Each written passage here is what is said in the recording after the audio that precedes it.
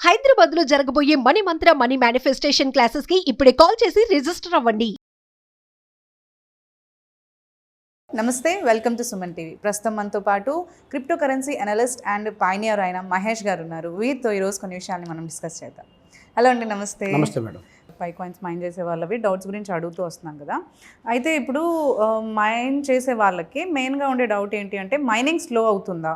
ఇప్పుడు లాంచ్ అయిపోయింది కాబట్టి ముందు నుంచి వచ్చాయి కదా, అపోహలు వచ్చాయి, స్లో అయిపోతుంది లాంచ్ అయిన తర్వాత అని చెప్పి. నిజంగానే మనకి మైనింగ్ అనేది స్లో అవుతుందా? ఎవ్రీ మంత్ ఫస్ట్ స్టార్టింగ్లో ఫస్ట్ వీక్లో ఫస్ట్ తారీఖు స్పీడ్ అనేది రెడ్యూస్ అవుతుంది మేడం, డ్రాప్ అవుతుంది. ఓకే. నెల తక్కువ పోతుంది. ఈసారి కొంచెం ఎక్కువ ఉంటుంది. Okay okay. దానివల్ల ఇబ్బంది ఏం లేదు. కొంచెం రెఫరెన్స్ పెంచుకొని డైలీ మైనింగ్ చేసుకుంటుంటే అక్కడ లాకప్ రివార్డ్ అని ఒకటి ఉంటుంది మనకి. ఓకే. లాకప్ రివార్డ్ పెట్టుకుంటే కొంచెం అది కవర్ చేసి వ్యాలెట్లో ఎన్ని వస్తాయి, వెరిఫైడ్ బ్యాలెన్స్ అంటే ఏంటి, అన్వెరిఫైడ్ బ్యాలెన్స్ అంటే ఏంటి అనేది కూడా డౌట్ ఉంది. అదేంటి కాయిన్స్ గురించి? వెరిఫైడ్ బ్యాలెన్స్ ఇక్కడ పైలో ఏమంటారంటే ట్రాన్స్ఫరబుల్ బ్యాలెన్స్ అంటారు మేడం. ఓకే.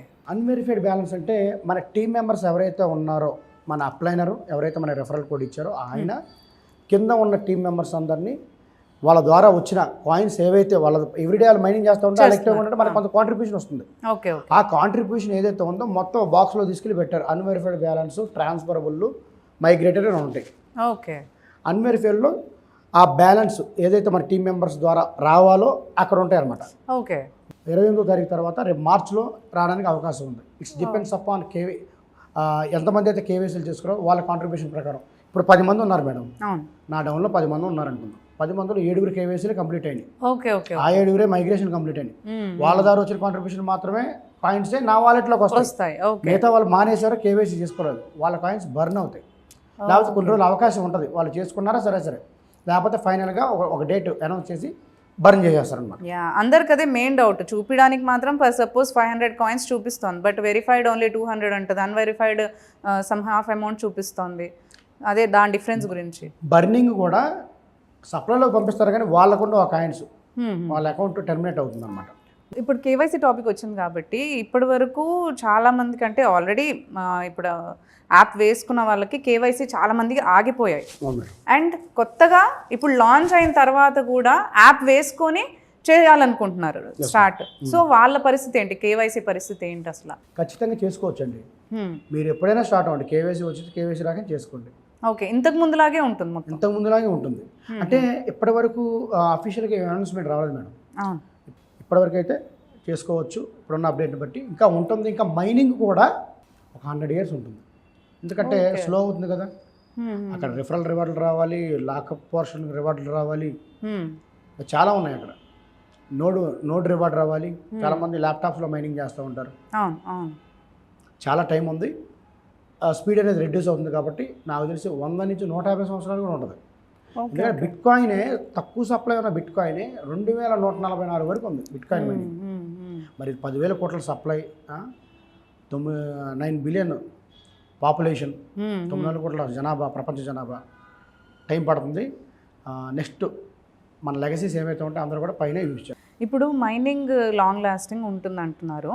సో ఇలా మైన్ చేస్తున్న కొద్దీ మనకి ఇప్పుడు ఏదైతే ఫ్రీ మైనింగ్ ఉందో, యాప్లో ఫ్రీ మైనింగ్ ఇస్తున్నారు, ప్రైస్ పెరుగుతున్న కొద్దీ ఈ మైనింగ్కి కూడా ఏమైనా ప్రైజెస్ పెట్టే అవకాశం ఉందంటారా? నాకు తెలిసి మేడం ప్రైస్ బాగానే ఉంటుంది. ఎందుకంటే గూడ్స్ అండ్ సర్వీసెస్ పెంచుతారు.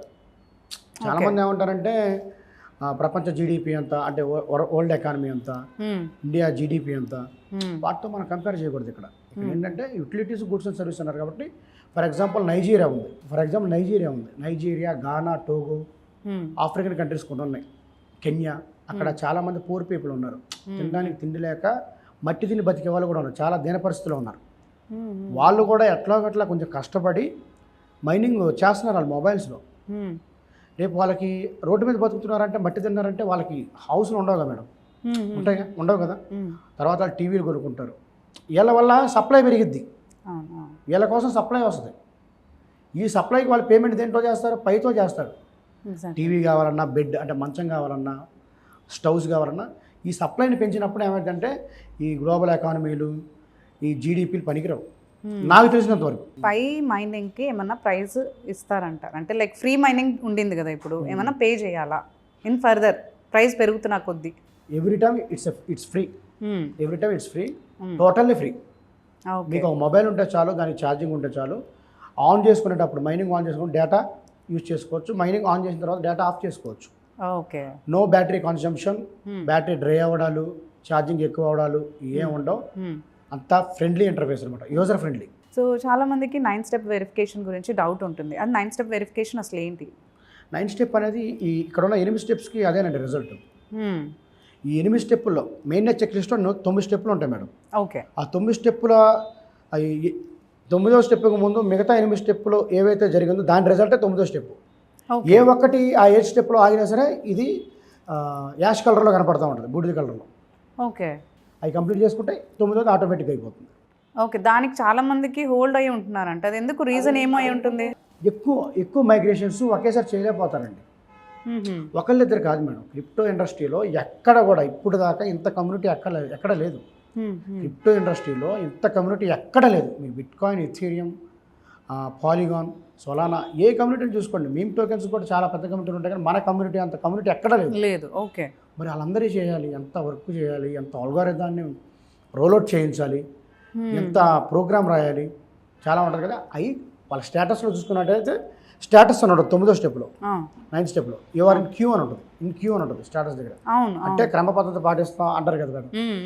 లైన్లో ఉంది, అవుద్ది. మీ సీరియల్ వచ్చినప్పుడు మీకు అయ్యిద్ది. కొంతమంది అంటూ ఉంటారు, కొంతమంది నాకన్నా వెనక తీసుకున్న వాళ్ళకి అయింది, నాది అవ్వట్లేదు అంటారు. అదే అడగపోతుంది. అది algorithm, it's depends upon algorithm. Okay KYC కూడా ఈరోజు నేను చేశానండి, నిన్న నేను చేశానండి, ఈరోజు మీరు చేశారు, మీదే అయిపోవచ్చు.